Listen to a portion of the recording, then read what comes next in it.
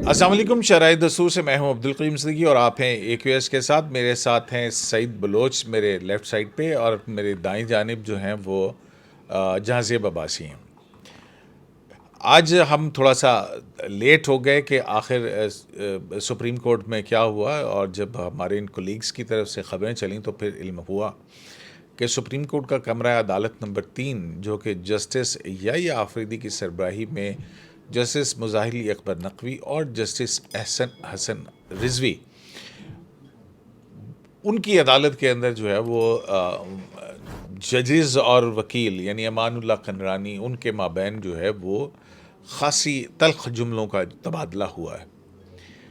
अब वो क्या हुआ, वहाँ पर कौन सा मुकदमा था और उस मुकदमे की क्या वजह थी कि क्यों वहाँ पे इतनी तलखी हुई, गर्मा गर्मी हुई, उस बारे में इन दोनों साथियों से पूछूंगा। लेकिन मैं इनसे ये दरख्वास्त करूँगा कि ज़रा सब्र और तहम्मुल से अदालती कमरे का मंजर ना बनाएं, मंजरनामा ज़रूर बयान करें। तो सईद बलोच साहब, आप बताएंगे पहले कि क्या हुआ, कैसे, कौन सा केस था? बहुत शुक्रिया सिद्दीकी साहब। देखें, ये साबिक वज़ीर आज़म इमरान ख़ान के ख़िलाफ़ एक केस जो बलूचिस्तान हाई कोर्ट से होता हुआ सुप्रीम कोर्ट में आया। एक वकील थे अब्दुल रज़ाक शर। तोशाखाना केस में जिनको सज़ा सुनाई है? जी जी, वही वही। उनका केस था, ये सुप्रीम कोर्ट में आया। वकील थे अब्दुल रज़ाक शर, उनका क्वेटा में कत्ल हुआ और वो बलूचिस्तान हाई कोर्ट में इमरान ख़ान के ख़िलाफ़ एक दरख्वास्त उनकी जानिब से दायर की गई थी, और उनके जो बेटे हैं उनकी जानिब से ये FIR दर्ज करवाई गई कि चूँकि मेरे वालिद ने इनके ख़िलाफ़ एक मुकदमा किया हुआ था बलूचिस्तान हाई कोर्ट में, तो इसलिए मेरे वालिद के कत्ल में ये मुलव्वस हैं और उनके ख़िलाफ़ मुकदमा बना। वो इमरान ख़ान ने बलूचिस्तान हाई कोर्ट में चैलेंज किया। बलूचिस्तान हाई कोर्ट ने कहा कि चूँकि अभी मामला पुलिस के पास है, तफ्तीश जारी है, तो अदालत इसमें मदाखलत नहीं करेगी और इमरान ख़ान पुलिस के सामने पेश होकर अपना बयान रिकॉर्ड करवाएं। उसके ख़िलाफ़ इमरान ख़ान ने सुप्रीम कोर्ट में ये दरख्वास्त दायर की, और ये गालबन इसकी तीसरी या चौथी समाअत थी। और इसमें आज जस्टिस याहिया आफरीदी की सरबराही में ये 3 रुकनी बेंच था। केस की समाअत से पहले कमरा अदालत में तमाम वकला मौजूद थे कि अदालत की जानिब से कहा गया कि हम चंद मिनट की 5 मिनट की अदालत की जानिब से कहा गया कि हम ब्रेक कर रहे हैं, 5 मिनट के बाद अदालत दोबारा आएगी। उसके बाद जजेस उठकर चले गए बाहर। फिर हमने देखा कि जजेस जब कमरा अदालत में आने लगे तो उससे कबल बाहर खड़े होकर वो कुछ आपस में मशावरत वगैरह भी कर रहे थे। कौन? जस्टिस याहिया आफरीदी थे और जो दीगर दोनों जजेस जस्टिस मुज़ाहिर नकवी और जस्टिस हसन नज़र रिजवी। तो ये वहाँ पर उनके दरमियान कुछ लम्हात के लिए मशावरत हुई। फिर अदालत आई तो जो इमरान ख़ान के वकील थे लतीफ़ खोसा, वो रोस्ट्रम पर आए। उसके साथ जो मुद्दई मुकदमा है इसमें उनके वकील अमानुल्लाह कनरानी वो भी आए। और जैसे ही समाअत का आगाज़ हुआ तो लतीफ़ खोसा की जानिब से अदालत को बताया गया कि उनके जो मौक्किल हैं इमरान ख़ान, उनको एक मुकदमे में सज़ा हो चुकी है और वो इस वक्त जेल में है। और इसके साथ ही उनकी जानिब से जो PTI वकला के जो आप समझे कि हरासा किया जा रहा है, उन्होंने हरासगी का मामला उठाया कि गुज़श्ता रोज़ एक वकील नईम पंजोथा को FIA की जानिब से तलब किया गया और तकरीबन 7 से 8 घंटे उनको FIA ने अपनी तहवील में रखा और उनसे हब्से बेजा में उनको रखा गया। इसके अलावा आज ख्वाजा हारिस को जो FIA की जानिब से नोटिस जारी किया गया था, उसका उनकी जानिब से हवाला दिया गया कि आज ख्वाजा हारिस सीनियर वकील हैं, उनको भी नोटिस जारी करके FIA ने तलब किया, जिस पर जो बेंच के सरबराह थे जस्टिस याहिया आफरीदी, उनकी जानिब से ये कहा गया कि इस वक्त अदालत के सामने ये मामला ज़ेर समाअत नहीं है, जो मौजूदा केस है आप उसके ऊपर आएँ। तो उसके ऊपर फिर जस्टिस याहिया आफरीदी की जानिब से ये कहा गया कि चूँकि जो आपके दरख्वास्त गुजार हैं इस केस में वो जेल में है, तो JIT वहाँ भी उनका बयान जो है वो कलम बंद कर सकती है। तो अभी ये सारी चीज़ें जो है वो चल रही थी कि जस्टिस मुज़ाहिर नकवी की जानिब से जो वकील है मुद्दई मुकदमा अमानुल्लाह कनरानी, उनको मुखातिब करते हुए ये कहा गया कि क्या आपने FIR पढ़ी है, जिस पर जो वकील थे अमानुल्लाह कनरानी, उनकी जानिब से कहा गया कि जी मैंने FIR पढ़ी है, लेकिन उसके साथ ही हमने देखा कि जो उनका रवैया था, मुख्तसर कर देना। अच्छा, उनका जो रवैया था वो रवैया था अमानुल्लाह कनरानी का, अच्छा, वो यकदम मतलब अग्रेशन में आए और उनकी जानिब से कहा गया कि मेरा केस अगर मेरिट के ऊपर नहीं सुना जाता तो फिर मैं इसके ऊपर बोलूँगा। उन्होंने फिर जस्टिस मुज़ाहिर नकवी का, जो आपको याद होगा कि साबिक CCPO लाहौर ग़ुलाम महमूद डोगर केस था, वो उनका जिक्र उन्होंने किया कि आपने ग़ुलाम महमूद डोगर केस में अज़ खुद नोटिस के लिए मामला चीफ जस्टिस को भिजवाया था। आप पार्टी हैं? जी जी, आप पार्टी बन चुके हैं। तो इसके अलावा उन्होंने जो दूसरे जज थे जस्टिस हसन अज़हर रिजवी, उनका एक केस का हवाला दिया और कहा कि आपके खिलाफ सिंध हाई कोर्ट के अंदर एक केस जो है वो ज़ेर अल्तवा है। तो उस पर जो दोनों जजेस थे वो बिल्कुल हैरान थे। ख़ास तौर पर हमने देखा कि जो जस्टिस हसन अज़हर रिजवी थे वो बिल्कुल एक शौक की कैफियत में थे कि ये किस मुकदमे की बात कर रहे हैं। तो उन्होंने फिर इस्तफसार भी किया उनसे कि आप बताएं कि मेरे कौन सा बारे में मुकदमा ऐसे क्या है। इल्ज़ामात कैसे लगा सकते हैं, आप बगैर शवाहिद हमारे ऊपर जो है इल्ज़ामात लगा रहे हैं, आप शवाहिद पेश करें कि मेरे खिलाफ ऐसा कौन सा मुकदमा है जो सिंध हाई कोर्ट के अंदर ज़ेर समात है। तो ये इसी तरीके की सिचुएशन उस वक्त। तो इससे आगे की कहानी है अपना जाज़ेब अब्बासी साहब को भी ज़रा शामिल हाल कर लेते हैं। क्यों जाज़ेब अब्बासी साहब ये कहते हैं कि जनाब वकील साहब ने बड़ी बदतमीज़ी की फाजिल दो जज साहबान के साथ। तो ये क्या मतलब वो मुकदमा करने आए थे या लड़ने के लिए आए थे जज साहबान से? सिद्दीकी साहब, सबसे पहले तो हमारे दोस्त सईद बलोच साहब ने जो ये बात की कि जस्टिस मुज़ाहिर नकवी साहब ने ये पूछा कि जो एफआईआर आपने पढ़ी है तो उसके ऊपर वो फिर रिप्लाई आया, तो वो मुख्तसर बात इन्होंने बताई है। उसके आगे भी एक जुमला था जस्टिस मुज़ाहिर नकवी साहब का। अच्छा, वो क्या? जस्टिस मुज़ाहिर नकवी साहब ने अमानुल्लाह कंदरानी से ये कहा कि आपने एफआईआर पढ़ी है, आप ज़रा इधर आएँ। तो फिर उसके जवाब में एडवोकेट अमानुल्लाह कंदरानी ने ये कहा कि हाँ जी, मैंने एफआईआर भी पढ़ी है और मैंने आपका वो फ़ैसला भी पढ़ा है पंजाब इलेक्शंस वाला। और फिर बात वहाँ से शुरू हुई। एक तो ये एक फैक्ट है। दूसरी बात ये है कि जब ये इल्ज़ामात या एतराज़ उठाया जा रहा था तो उसके ऊपर फिर हमें बेंच के इन दो जजेस बिलखसूस जस्टिस मुज़ाहिर अली अकबर नकवी साहब की जानिब से जो रिएक्शन है वो बड़ा सख्त हमें देखने को मिला। अच्छा, वो किस तरह से आपने गेज किया कि उन्होंने कोई सख्त रवैया था उनका? एक जगह पे उन्होंने बहुत ऊंची आवाज़, बुलंद आवाज़ थी उनकी, और उस सख्त आवाज़ और ऊंची आवाज़ में उन्होंने ये कहा कि हमें कमज़ोर ना समझा जाए और हम अच्छा, हाँ है? जी, हाँ जी, हमें ये क्या बात हुई आउट ऑफ द जी जी जी अचानक जी से? जी जी जी और कहा जी कि हमें कमज़ोर ना समझा जाए। और फिर उसके बाद उन्होंने ये भी कहा कि आप हमारे ऊपर इस तरह से इल्ज़ामात मत लगाएं। तो इसके ऊपर एडवोकेट अमानुल्लाह कंदरानी ने जवाब दिया कि आप मुझ पे शाउट ना करें, मैं आपका ग़ुलाम नहीं हूँ और आप इस तरह से मुझ पे शाउट नहीं कर सकते, मैं आज़ाद शहरी हूँ। तो उसके ऊपर जस्टिस मुज़ाहिर नकवी साहब ने कहा कि क्या हम ग़ुलाम हैं, मतलब एक इस तरह से उन्होंने फिर उसका रिप्लाई दिया। तो कोर्ट माहौल में मैं ये समझता हूँ कि काफ़ी ज़्यादा जो एग्रेशन था वो बिल्कुल वाज़ेह था। और फिर उसके बाद जब ये इस तरह की गुफ्तगू हो रही थी तो जस्टिस हसन अज़हर रिज़वी साहब ने ये कहा कि मेरा 35 साल का कैरियर है और इस 35 साल के कैरियर में मैंने बड़ी मेहनत की है, तो आपकी जानिब से जो ये इल्ज़ामात लगाए जा रहे हैं आपको इनका सबूत देना पड़ेगा, और अगर आपने इनका सबूत नहीं दिया तो फिर आपको कंटेम्प्ट ऑफ कोर्ट की जो प्रोसीडिंग है उसका सामना करना पड़ेगा। अच्छा, जब ये चीज़ें कंक्लूड हो रही थी तो उस पूरे दौरान जस्टिस याहिया अफरीदी साहब जो है वो कोशिश कर रहे थे कि कोर्ट का डेकोरम बहाल हो, और वो अपने लेफ़्ट राइट जजेस की तरफ भी देख रहे थे, उनसे भी कह रहे थे कि थोड़ा सा, मतलब मुझे फ़ील हुआ कि जैसे वो कह रहे हैं कि थोड़ा कूल डाउन हो जाएं, थोड़ा रिलैक्स हो जाएं। वकील को भी कह रहे थे कि आप भी थोड़ा कूल डाउन हो, रिलैक्स हो, ताकि एक कोर्ट माहौल जो है वो बरकरार रहे। तो थोड़ी बहुत जब बेहतरी हुई कोर्ट के माहौल में, तो उस पर फिर जस्टिस याहिया अफरीदी ने एडवोकेट अमानुल्लाह कंदरानी से पूछा कि आपने जो इल्ज़ामात लगाए हैं आप इसके ऊपर एक्सक्यूज़ करें और आप माज़रत करें। तो उसके ऊपर अमानुल्लाह कंदरानी साहब ने ये कहा कि जी मैं माफ़ी मांगता हूँ। तो जब उन्होंने ये कहा जी कि मैं माफ़ी मांगता हूँ, तो इसके ऊपर जस्टिस याहिया अफरीदी साहब ने कहा कि स्पीकिंग टू माई सेल्फ, यानी मैं अपने तौर के, मेरी राय तो ये मेरी राय है कि मेरा ओपिनियन तो ये है कि मैं आपकी ये माफ़ी एक्सेप्ट करता हूँ। तो जस्टिस मुज़ाहिर नकवी साहब की तरफ देखा राइट साइड पे और पूछा कि जी आपका क्या व्यू है। तो उन्होंने कहा एब्सोल्युटली नॉट, यानी मैं इनकी इस माफ़ी को कबूल नहीं कर रहा। और फिर जस्टिस हसन अज़हर रिज़वी साहब की तरफ देखा और उनसे पूछा कि आपका क्या व्यू है।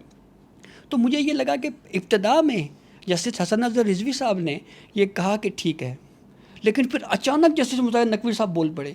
उन्होंने कहा कि आपने माफ़ीनामा एक्सेप्ट कर लिया है। तो फिर जब जैसे ही जस्टिस मुज़ाहिर नकवी साहब ने जस्टिस हसन अज़हर रिज़वी साहब को ये कहा कि आपने माफ़ीनामा एक्सेप्ट कर लिया है, तो उस पर उन्होंने कहा कि नहीं, मैं तो ये कह रहा हूँ कि अगर ये इल्ज़ामात वापस लेते हैं तो मैं इनकी माफ़ी जो है वो कबूल करता हूँ। तो फिर उसके बाद जस्टिस याहिया अफरीदी ने यह कहा वकील अमानुल्लाह कंदरानी से कि आप बयान हल्फी में, यानी जो रिटन आपका एफिडेविट है उसमें आप गैर मशरूत माफ़ी मांगे। तो इसके ऊपर एडवोकेट अमानुल्लाह कंदरानी ने रोस्तम पे हाथ जोड़े और कहा कि अगर आप कहते हैं तो मैं हाथ जोड़ के भी आपसे माफ़ी मांगने के लिए तैयार हूँ, लेकिन किसी को पार्टी नहीं बनना चाहिए, और अगर किसी को पार्टी बनना है तो वो जज की कुर्सी से नीचे उतर आए। मैं तहरीरी माफ़ी जो है वो नहीं मांगूंगा। तो जब इन्होंने ये बात की तो फिर जस्टिस याहिया अफरीदी साहब ने कहा कि ठीक है, हम रिटन ऑर्डर जारी करेंगे इस हवाले से। तो जो केस था इमरान खान को कत्ल के मुकदमे में शामिल तफ्तीश करने का, उस पर कोर्ट ने अपने ऑर्डर में कहा है कि हमारा स्टेटस को मेंटेन रहेगा और समाज जो है वो 24 अगस्त तक मुलतवी कर दी गई है।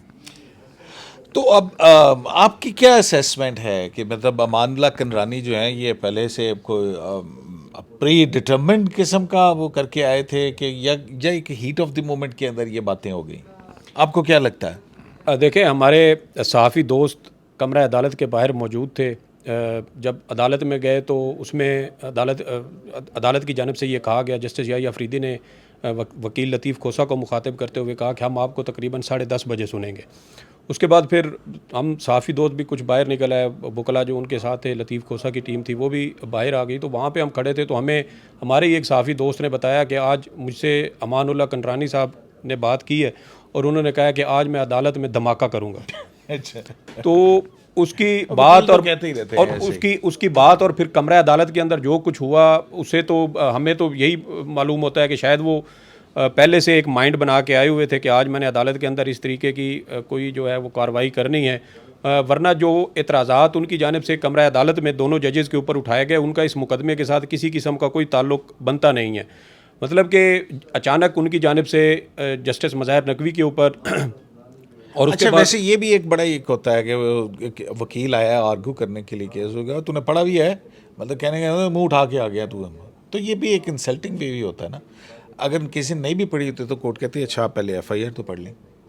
नहीं, बिल्कुल इस तरह जजेस का भी सम टाइम चीज़ें हो जाती हैं, लेकिन मेरे ख्याल में चले जस्टिस मज़ाहिर नकवी ने अगर ये बात की भी सही जजेस के तो कोड ऑफ कंडक्ट के अंदर है कि जज इतने जब वो आए तो वो इतनी आहिस्तगी से कुर्सी पीछे सरकाएं और उस पर बैठें कि अगला साइल जो है उसके ऊपर उसका ये ना हो कि कोई बहुत बड़ी कोई हैबत तारी ना हो। तो इस कदर एहतियातें हैं। लेकिन अगर इस तरह से होगा तो फिर वकला तो करते हैं ना। फिर इमरानुल्लाह कंदरानी साहब तो वैसे ही सियासी वकील है, सियासतदान है, वो तो वकला के लीडर हैं।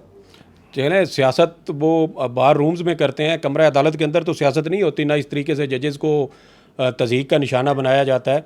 बहरहाल उनका तज़हीक कहाँ से होगी कि भाई आपने सो मोटो नोटिस में आपने वो किया था, वो तो वो क्या इसमें तज़हीक वाली कौन सी बात है? वो किया नहीं उन्होंने। यही बात कर रहा हूँ ना कि जो ये बात वो कर रहे हैं उनका इस केस के साथ क्या ताल्लुक बनता है कि आप जो है वो पार्टी बन चुके हैं। अगर आपने जज बनना है तो आप कुर्सी पे बैठे हैं, वरना पार्टी बनना है तो नीचे आ जाए। तो ये चीज़ें एक वकील को ये करने का क्या मतलब बनता है? आप अदालत में आपने कहा कि मेरा केस मेरिट पर सुने, अगर आप मेरा केस मेरिट पर नहीं सुनेंगे तो फिर मैं बोलूँगा। अभी आप देखें कि जो गुज़श्ता समात का तहरीरी हुक्मनामा आया था उसमें तो अदालत ने ये कहा था कि अभी केस के मेरिट के ऊपर, फैक्ट्स के ऊपर कोई बात ही नहीं हुई। अगर चीफ जस्टिस मुनासिब समझें तो उस वक्त यानी 9 अगस्त को जो दस्तयाब बेंच हो आप उसके सामने केस समात के लिए मुकर्रर कर दें। तो जब मेरिट के ऊपर तो बात ही नहीं हुई तो फिर वो बार बार ये शाउट करना और बाद में फिर वो जजेस को कह रहे हैं कि आप मेरे ऊपर शाउट ना करें। वो जो कमरे अदालत में मैंने चीज़ देखी है, अमानुल्लाह कंदरानी साहब भी कोई इतनी ऐसी वो चीज़ तो नहीं है कि वो खामखा के अंदर शाउट करना शुरू कर दें। तो देखें मैं मतलब देखे वैसे तो तहम्मुल मिजाज आदमी है वो। जी, मैं वही कह रहा हूँ ना कि उन्होंने हमारे एक साफ़ी दोस्त को ये कहा कि मैं आज कमरा अदालत में एक धमाका करने लगा हूँ और बाद में सकता है कोई वो धमाके से मना दिए थोड़ी होती है वहाँ पर जाके उन्होंने पटने लगे। देखिए ना कमरा अपना कुछ ना कुछ वो करते हैं ना, मतलब कोई नई एविडेंस पेश कर दी, इसको भी एक धमाका। उसमें देखें ना, मैं एक बात करना चाहता हूँ कि देखें अगर वो मेरिट के आप ऊपर तो छोड़ें यार, आप ऑफ द रिकॉर्ड गुफ्तगू में आप जो जज थे, जो सरबराह थे इस बेंच के, उनके हवाले से आप ऐसे खामखा में तशकीक का शिकार कर रहे थे। सर मैं उनके बारे में कोई नहीं कर रहा था, लेकिन मैंने ये चीज़ ऑब्जर्व ज़रूर की कि जब अमानुल्लाह कंदरानी ये सारी बातें कर रहे थे तो जो बेंच के सरबराह थे उनको फौरी तौर पर उनको जो है वो सनब करना चाहिए था कि आप मुअज़्ज़ज़ जज साहिबान के बारे में क्या इस तरह की कोई बात। उन्होंने उसे माफ़ी तो मंगवा ली, और कैसे सनब करते हैं? जब जस्टिस याहिया अफरीदी आर्डर लिखवाने लगे थे उस वक्त तक अमानुल्लाह कंदरानी साहब ने माफ़ी नहीं मांगी थी। माफ़ी के अल्फाज जस्टिस याहिया अफरीदी ने अमानुल्लाह कंदरानी के मुंह में ठोंसे हैं कि आपको माफ़ी मांगनी, बिल्कुल उन्होंने लुकमा दिया है कि आपको इसके ऊपर माफ़ी मांगनी चाहिए। वो माफ़ी मांगने के इस मूड में बिल्कुल नहीं थे। वो ये कह रहे थे कि अगर आपने मेरे खिलाफ तौहीन अदालत की कार्रवाई चलानी है तो आप बेशक चलाएं, आप मुझे नोटिस करें। जब जस्टिस हसन अज़हर रिजवी की जानिब से ये कहा गया कि आप मेरे 35 साल का मेरा कैरियर और आप मेरे खिलाफ इस तरह बगैर शवाहिद के इल्ज़ामात लगा रहे हैं तो हम आपको तौहीन अदालत का नोटिस जारी करेंगे, उस पर उन्होंने कहा बेशक जारी करें। जब ये आर्डर लिखवा रहे थे तो ये अल्फाज जस्टिस याहिया अफरीदी के हैं कि वकील ने अपने जो अमल है उसके ऊपर माफ़ी मांगी है। अमानुल्लाह कंडरानी साहब ने आखिर तक माफ़ी नहीं मांगी थी। उन्होंने हाथ का इशारा ज़रूर किया था, ऐसे ही है। उन्होंने माफ़ी, उनके अल्फाज नहीं थे कि मैं जजेस से जो है वो गैर मशरूत माफ़ी मांगता हूँ। ये 3 बार आर्डर जस्टिस याहिया अफरीदी ने चेंज करवाया। पहले कहा कि वकील ने माफ़ी मांग ली, फिर उसमें कहा कि गैर मशरूत माफ़ी, फिर उसमें जस्टिस जो हसन अज़हर रिजवी थे जब उनकी जानिब से एतराज़ उठाया गया तो फिर ये कहा गया कि वकील साहब ने अपने इल्ज़ामात जो हैं या एतराज़ात वो वापस लिए हैं। अच्छा, और वो गैर मशरूत माफ़ी मांगते हैं। वो मुज़ाहिर नकवी साहब ने ये कहा था कि आपने माफ़ी कबूल कर ली है उनको। हसन पूछा था उन्होंने पूछा था, क्योंकि कैसे? उन्होंने पूछा था कि क्या आपने ये माफ़ी कबूल कर ली है। कैसे पूछा था? क्यों हैरान तो थे ना, मैं वही कह रहा हूँ। अच्छा। कि जब जस्टिस याहिया अफरीदी ने अपने तौर पर अपनी दानिश में उन्होंने पहले ही कहा कि मैं ये माफ़ी कबूल करता हूं, ये तो कहते हैं कि पहले- जनाब ये ऐसा हुआ है, ये मतलब ईद की जो बात है वो उसके अंदर तो कुछ और है कि भाई जैसे कि शायद कोई मैं आपको बताऊं, पूरी कोर्ट प्रोसीडिंग में जस्टिस याहिया अफरीदी साहब माहौल को कूल डाउन करने के लिए अपने 2 साथी जजेस को भी कहते रहे और अमानुल्लाह कंडरानी साहब को भी कहते रहे कि आप कूल डाउन हो जाएं, आप कूल डाउन हो जाएं, आप बिल्कुल रिलैक्स रहें। देखें, 3 बातें मैं करना चाह रहा हूँ। एक वो तो उसमें जस्टिस गुलजार एक वो हाँ तारिक वो तो तारिक असद हाँ यही अफरीदी साहब थे ना वो उसका। नहीं वो ठीक है आप मैं सर सिर्फ तीन बातें करना चाह रहा हूँ सर। पहली बात तो ये है कि जस्टिस मुज़ाहिर अली अकबर नकवी साहब की जो ऑब्जर्वेशन देने का स्टाइल है, ठीक है, उसके ऊपर जो है थोड़ा सा इंसल्टिंग लगता है ना। जी इसकी देखिए ना, मतलब कई जगहों के ऊपर हमने देखा कि वो जिस तरह से ऑब्जर्वेशन देते हैं, हो सकता है उनका वे ऑफ टॉकिंग हो सकता है वो उनका गुफ्तगू करने का अंदाज ऐसा हो, अमूमी तौर पे खामोश ही रहते हैं, लेकिन जब बोलते हैं तो फिर लेकिन अब देखें ना, वो एक केस में उन्होंने कह दिया, वो जब बताया गया जी कि पुलिस ने जो है ये फलां असला पकड़ा है, और अब हमें कहानियाँ ना सुनाई जी वो 25 मई वाले वाक़े के ऊपर। ये भी हुआ और फिर इस तरह वो के observations- जब वो आईजी इस्लामाबाद ने कहा था कि जनाब वो अभी आप वो देखें ये आ गए हैं, मुझे पता लगा कि वो उन्होंने कहा खबरदार चुप करो, जाके जलसे का इंतजाम करो। जी उठ के बड़ी उस तरह से तो एक उनका स्टाइल तो है। और सर सेकंड बात ये है कि अमानुल्लाह कंडरानी साहब को भी अगर एतराज़ उठाना था तो वो अगर पहले रिटर्न में इसको ले आते, पहले रिटर्न में अगर ले आते तो वो थोड़ा ज़्यादा मुनासिब हो जाता। और ये वो मेरा ख्याल है कि उस चीज़ ने इंस्टिगेट किया कि आपने एफआईआर पढ़ी हुई है, मतलब ये भी एक इंसल्टिंग होता है ना कि अभी एक वकील पेश हो रहा है तो आप उसको पढ़ी हुई है, तुम अभी बात तो शुरू ही नहीं हुई। क्यों जी? देखें सर, आपने जो बात की कि उन्होंने एफआईआर पढ़ने का जिक्र किया, जो अपने आर्गूमेंट थे अमानुल्लाह कंडरानी साहब के, उसमें उन्होंने किसी जगह ये नहीं कहा कि आपने जो है वो मेरे साथ कोई तज़हीक अमेज़ किस्म का रवैया रखा है। उन्होंने कहा कि आप मुझे मेरिट के ऊपर सुन नहीं रहे, अगर आप मुझे मेरिट के ऊपर नहीं सुनेंगे तो फिर मैं बोलूँगा। तो जब मेरिट के ऊपर तो बात ही नहीं हो रही थी मुकदमे के दौरान, अभी तक दलाइल शुरू नहीं हुए, तो फिर आप बार बार इस बात का हवाला दे के पहले आपने एक जज के ऊपर कहा, चले मान लेते हैं कि जस्टिस मुज़ाहिर नकवी का आज हेयरिंग क्यों रखी टोन का हुई थी मसला वैसे? था, आज जस्टिस हसन अज़हर रिजवी का तो वो मसला नहीं था ना, उनको भी आप जो है वो साथ आपने वो मशीन के अंदर उनको आप भी क्या रख दिया। समझते हैं कि क्या है, क्या ये जानबूझ के उन्होंने ऐसा किया है, तो क्यों टारगेट किया अगर हसन अज़हर रिजवी साहब या मुज़ाहिर नकवी साहब को? देखिए, इसकी ठोस वजह तो वो खुद ही बता सकते हैं कि उन्होंने इस तरह क्यों किया, लेकिन दोनों जजेस को आपको क्या लगती है? मुझे लगता है कि शायद वो दोनों जजेस को जो है वो टारगेट करने का पॉलिटिक्स का कोई हिस्सा हो सकता है, बिल्कुल हाँ? हो सकता है, बिल्कुल हो सकता है। अभी माजी करीब में आप चले देखें, अपना लेकिन इसका ऑर्डर आ रहा है, return order. Justice Yahya Afridi साहब ने ओपन कोर्ट में कहा है कि हम इसका रिटर्न ऑर्डर जारी करेंगे और उसमें पता लगेगा कि क्या कंटेम्प्ट ऑफ कोर्ट की प्रोसीडिंग आगे चलाई जा रही है या नहीं चलाई जा रही। तो जनाब हाँ